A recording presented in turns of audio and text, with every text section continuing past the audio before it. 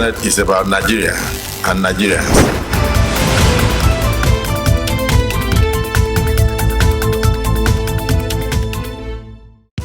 They will promptly appear before our committees to defend their budget estimates. We will not want to wait for them, otherwise we will lose time. As the 2024 budget defense gets underway, Senate President calls on ministers and heads of MDAs to avail themselves. I think I leverage on the statement he made that this is a renewed hope budget. We are renewing the hope of Nigerians to believe in the institutions, to believe in the leadership, to believe in what is good for Nigeria. And senators happy with the 2024 budget proposal describe it as very promising. Hello and welcome to another interesting episode of Inside the Senate. I am Aisha Mohammed Ahmed, your anchor on the program. On this episode of the program, we shall bring you a report on the 2024 budget presentation by President Bola Ahmed Tinubu to the National Assembly. The budget presentation served as a platform for President Tinubu to articulate the administration's vision for the forthcoming fiscal year. Reports of plenary for last week also come up in this episode of the program. Please stay tuned. Promote the unity, happiness, and prosperity of Nigeria. The Defense Industries Corporation of Nigeria Act, Repeal and Reenactment Bill 2023. This act should be supported by all. There are issues that we must use this opportunity to critically address. We accord this motion the urgency and the necessity it requires. I rise the second motion. The ayes have it.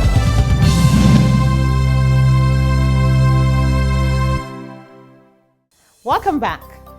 The Green Chamber of the National Assembly played host to President Bola Ahmed Tinubu and lawmakers of the 10th Assembly as the President unveiled the 27.5 trillion naira budget estimate for the 2024 fiscal year. The 2024 appropriation, titled the Budget of Renewed Hope, seeks to achieve job-rich economic growth, macroeconomic stability, a better investment environment, enhanced human capital development, as well as poverty reduction and greater access to social security. Our crew was present at this yearly event and brings us this report. The 29th of November 2023 marked another significant day in Nigeria's political calendar as President Bola Ahmed Tinubu presented the 2024 budget to the Joint National Assembly at the Green Chamber of the National Assembly. Also present at the event were some members of the Federal Executive Council, governors, and other high-profile individuals. The ambience within the Green Chamber of the National Assembly was one of anticipation and significance as the lawmakers eagerly awaited the presentation of the budget, a crucial document that will outline the government's financial plan for the upcoming fiscal year. Senate President Godswill Akpabio and Speaker of the House, Right Honorable Tajuddin Abbas, presided over the proceedings, emphasizing the collaborative efforts between the executive and legislative arms of government. The arrival of the president, accompanied by his vice, Senator Kashim Shettima, signaled the beginning of the much-anticipated event. Beginning his presentation, President Bola Ahmed Tinubu commended the swift consideration and passage of the 2023 supplementary appropriation bills and the 2024-2026 medium-term expenditure framework and fiscal strategy paper. Your prompt action underscores your devotion to economic development and to the greater welfare of our people. It also highlights your desire to work in close collaboration with the executive branch. We do not serve ourselves. I appreciate you. We must always strive to work together to serve and benefit the people of our beloved country. President Tinubu expressed the hope that the National Assembly will continue to work closely with the executive to ensure that deliberations on the 2024 budget are thorough but also concluded within reasonable dispatch, stressing that the goal is for the Appropriation Act to come into effect on the 1st of January 2024. The president highlighted past fiscal interventions, including ending the fuel subsidy and implementing supplementary budgets for economic stability and national security. Today, I stand before you to present our budget of renewed hope, a budget which will go further than ever before in cementing macroeconomic stability, reducing the deficit, increasing capital spending, and allocation to reflect the 8 priority areas of this administration. The budget we now present constitutes a foundation upon which we shall erect the future of this great nation. President Tinubu reported that the revised medium-term expenditure framework sets parameters for the 2024 budget, adopting a conservative oil price benchmark and addressing debt obligations. After a careful review of development in the world oil market and domestic conditions, we have adopted a conservative oil price benchmark of $77.96 US per barrel and daily oil production estimate of 1.78 million barrels per day. We have also adopted a Naira to US dollar exchange rate of 7.50 per US dollar for 2024. The proposed expenditure is 27.5 trillion naira with a deficit of 3.88% of GDP. The deficit will be financed by borrowings, privatization proceeds, and loans for specific projects. After his presentation, the President proceeded to lay the budget before the National Assembly.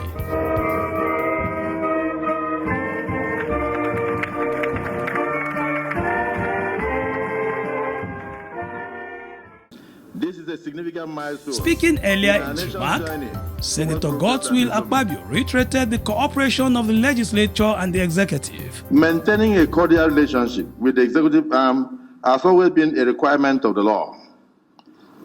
But now, given that our old boys run the executive, a good relationship with the executive is a must for all of us. Never have we had so many bridges and connection points between the two arms of government in Nigeria. So we will continue to work hand in hand and see eye to eye with the executive arm while ensuring that the principles of separation of powers as checks and balances as enshrined in our Constitution are observed in the overriding public interest. Senator Akpabio also reaffirmed the commitment of the legislature to responsible governance, fiscal prudence, and efficient allocation of resources for the benefit of all Nigerians. Together with the spirit of unity and collaboration, we can overcome challenges and usher in an era of unprecedented development through reinvigorated revenue generation and fiscal prudence.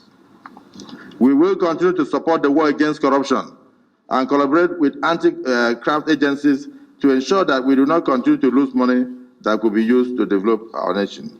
Before concluding, Senator Akpabio called on the President to mandate ministers and heads of agencies to avoid any travels during the period of budget defense. That will prevent them from dishonoring the invitation of the chambers of the National Assembly. They will promptly appear before our committees to defend their budget estimates. We will not want to wait for them. Otherwise, we will lose time. And time is not on our hands. Giving the closing remark, Speaker of the House of Representatives, Right Honorable Abbas Tajuddin, pledged priority to the Budget Act, emphasizing scrutiny for optimal public benefit. Also acknowledging citizens' challenge, Right Honorable Tajuddin also emphasized the President's transformative potential. The antecedents of the President and your track record in governance inspire a lot of people and hope in Nigerians. Mr. President, it is for this reason that we cannot afford to fail Nigerians. If anyone can change the road and chart a new course for Nigeria, it is emphatically you.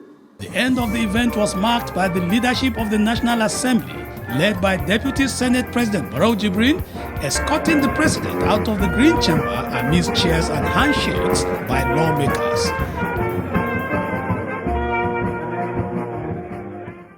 Inside, the Senate interacted with some of the members of the Federal Executive Council on the 2024 budget. The exchange rate is whatever it will be. We don't have total control, but that's a best guesstimate. If you look at where the exchange rate is now, it looks reasonable. He's not taking anything out of what he promised Nigerians. You can see even from the beginning up to the supplementary and also the main budget. So these are things he has said, and he promised he will do it, and of course, we are already available, he must do it. Some lawmakers also commented on the appropriation bill as presented by the president.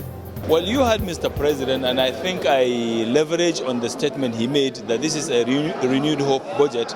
We are renewing the hope of Nigerians to believe in the institutions, to believe in the leadership, to believe in what is good for Nigeria.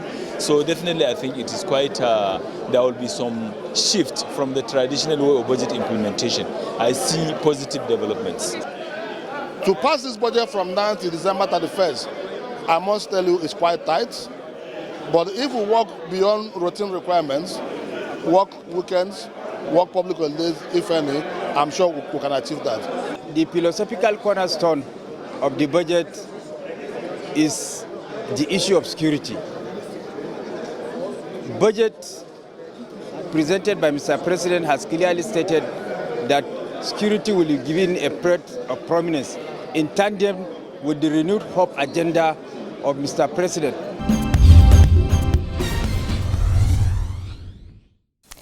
That was a report on the presentation of the 2024 appropriation bill to a joint session of the National Assembly, as well as reactions to the budget by lawmakers. Let's now take a break to open the Senate's notebook as the program continues. Please stay tuned. A joint session of the National Assembly is when the entire senators of the Federal Republic of Nigeria and honorable members of the House of Representatives sit together in the chamber of the House to be addressed by a national or an international dignitary on a subject matter. At the national level, it could be the president addressing the joint session on the national budget of a given year or on any other matter, as the case may be, while at the international level, it could be the president of another country.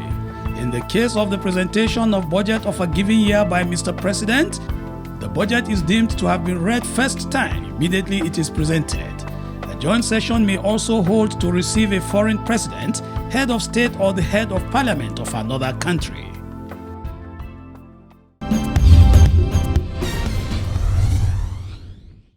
You're still watching Inside the Senate, a program that brings you reports of activities in the Red Chamber and its members. Upon receiving the budget, the Senate immediately swung into action to consider the general principles of the bill during its second reading. It even extended plenary to Friday, 1st December, in order to give senators ample opportunities, turns to speak on various aspects of the 2024 budget as presented. We can fund this budget without borrowing through reinvigorating our strategy on internally generated revenues. While the current budget of 27.5 trillion has a deficit component of 9 trillion naira. So for me, if you look at that, that means we are gradually moderating our deficit financing and the reliance on using debt to be a major component of our budget financing. The budget deficit also is something that is impressive. Last year, or this year that is running out, we had 6.1%. Now it's down to 3.8%. Following the debate, the Senate read the 2024 appropriation bill for the second time and referred it to the Committee on Appropriation for the next stage, being budget defense by MDAs. The Senate also adjourned plenary till 12th December to give committees time to work on the details of the budget with the MDAs they oversight. Moving on to bills, a number of them were considered for first reading. They include Waste Management and Malaria Eradication Agency Establishment Bill 2023 by Senator Ned Nwoko-Munir. Compulsory Treatment and Care of Victims of Gunshot Act Amendment Bill 2023 by Senator Banigo Ipali Buhari. Federal Medical Center Act Amendment Bill 2023 by Senator Abdullahi Yahya Abubakar. National War College Amendment Bill 2023 by Senator Wamako Magatakarda Aliyu and the Whistleblowers Bill 2023 by Senator Bamidele Michael Opeyemi. Some bills were also considered for second reading in the week under review. Let's have reports on that and other matters entertained last week during plenary. The report is presented from our studios. My distinguished colleagues, among bills considered for second reading was one by Senator Bilbis Aliu Ikra from Zamfara Central Senatorial District. It was titled, A Bill for an Act to Establish the Federal University of Health Sciences and Technology Tsafe, Zamfara State, as a training institution for the development of medical and health sciences and to make comprehensive provisions for the management and administration of the university and for related matters 2023. While leading the debate, Senator Ikra noted that the institution has achieved a lot to earn it the right to be upgraded to a university.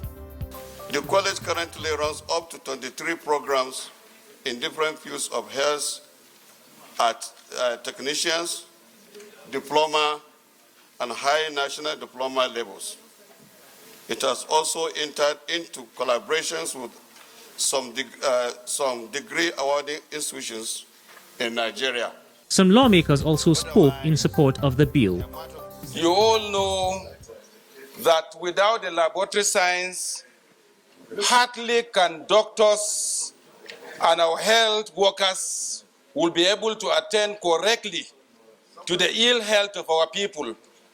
And therefore, the possibility of establishing more laboratory centers will help in no small measure. According to the sponsor of this bill, and it's real,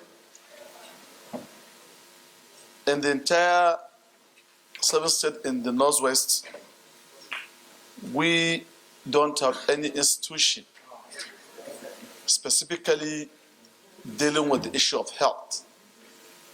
And that institution being proposed to be upgraded is the institution that graduated a lot of health personnel across the country. What this bill is trying to do is to set up an institution that will provide the necessary manpower that will help to drive our medical sector so that the number of people that will be going out in the future to seek medical attention will be substantially reduced.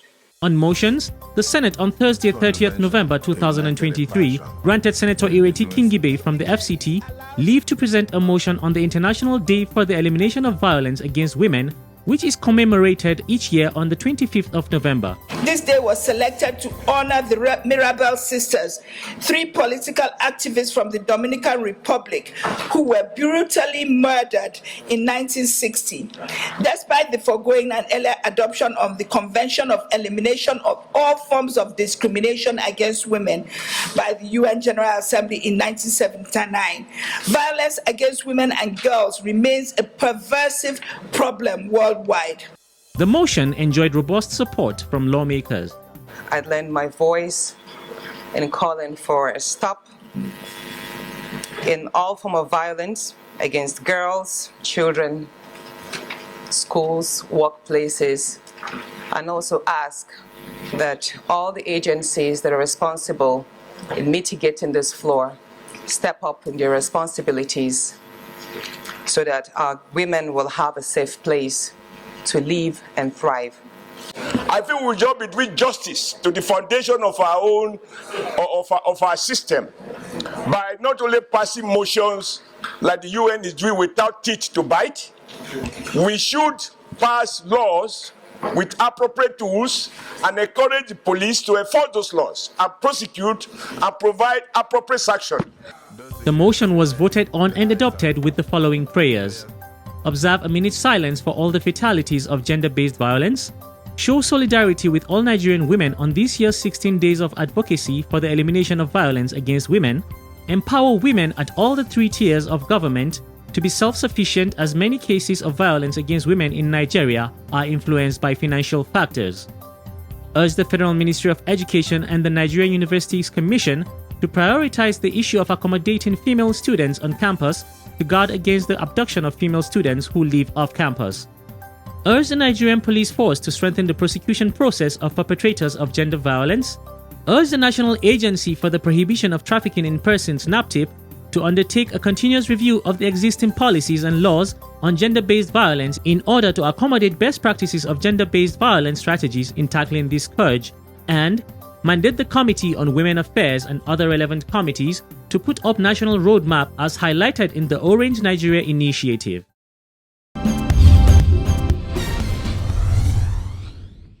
Those were highlights of activities from the Red Chamber of the National Assembly. Coming up next is the profile segment. Sit back as we introduce to you our Senator of the Week.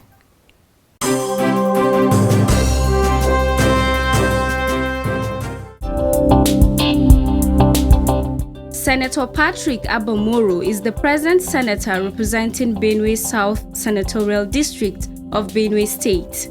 He was born on 3rd July 1956. He had his primary education at LGEA Special Primary School, or DESASA, in Ubokolo of Benue State between 1963 and 1969. He later attended Emmanuel Secondary School at Ubokolo from 1969 to 1974 before he proceeded to Federal Government College, Kano, where he obtained a higher school certificate. He proceeded to the University of Lagos, where he obtained a Bachelor of Science degree in Political Science and Master of Science degree in Public Administration in 1980 and 1983, respectively. Senator Moro began his academic career at Benue State Polytechnic as a lecturer, where he served as the head of the Department of General Studies between 1999 and 1992, and head of the Department of Public Administration between 1992 and 1996, and later as Dean of Studies, School of Business and Administration Studies. He also served in that capacity from 1994 to 1996. He was later elected as chairman of the Benue State Polytechnic chapter of Senior Staff Association of Nigeria. He served in that capacity between 1980 and 1984 before he was elected as the national president of Polytechnic Senior Staff Union of Nigeria in 1986. Senator Patrick Abomoro is currently the Pro-Chancellor and Chairman Governing Council of the University of Agriculture, Makurdi. Senator Patrick Abomoro began his political career as elected chairman of Okpoku Local Government Council in 1998. He was the People's Democratic Party candidate for the April 2007 Benue State governorship election, but lost to the opposition party. And in July 2011, he was appointed as Honorable Minister of the Federal Ministry of Interior by former President Goodluck Ebele Jonathan. In 2019, he was elected into the Senate of the Federal Republic of Nigeria. On Tuesday, 21st November 2023, Senator Patrick Abomoro was elected the Minority Leader of the 10th Senate to replace Senator Simon Matwan of Plateau North Senatorial District, whose election was nullified by the appeal court.